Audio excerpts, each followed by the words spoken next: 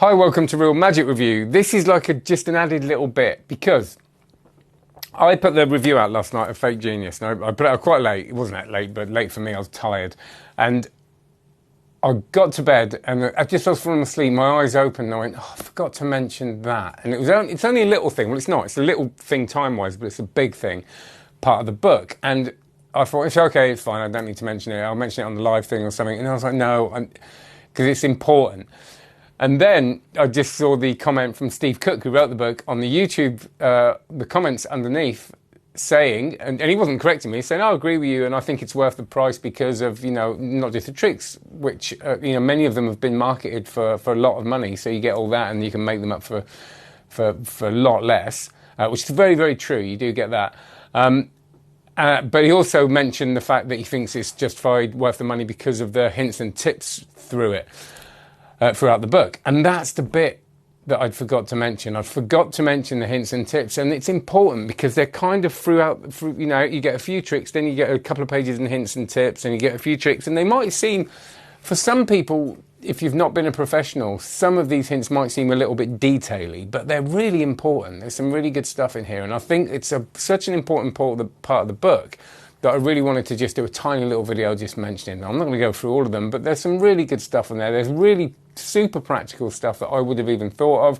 Things like using a pencil on a zip before you do gigs if you've got a wallet that unzips, just because it lubricates the zip, which I didn't know.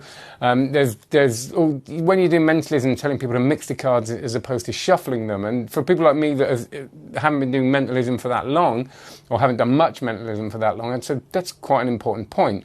There's a really nice, I'm going to completely murder the quote now, but he says something along the lines, talking about timing, and he says something along the lines of, if you've got a perfect sleight but your timing is out, you won't get away with it, you'll get caught.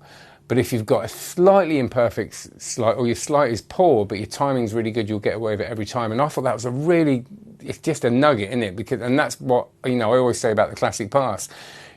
People watch it on people's passes and top changes and stuff on YouTube and Instagram, and they sort of call them out on it. But you've got to understand that in that live performance setup, in that scenario, it's all about the timing. It's not about the perfect sleight. And obviously we try and get as perfect as we can, and that's what we like to do. But I just thought it was, there's loads of stuff about pocket placement, about how you put a Sharpie in your pocket, type the Sharpie to use, storage of props, which I think, again, if you're just getting into it, and even if you're not, is really useful stuff and a big part of the book. So I just wanted to mention that just so I can sleep at night, I can get closure. I've mentioned it now, and I'm going to be putting some videos on of some of the performances. I have used the marketed versions of the tricks just because I've managed to get hold of them.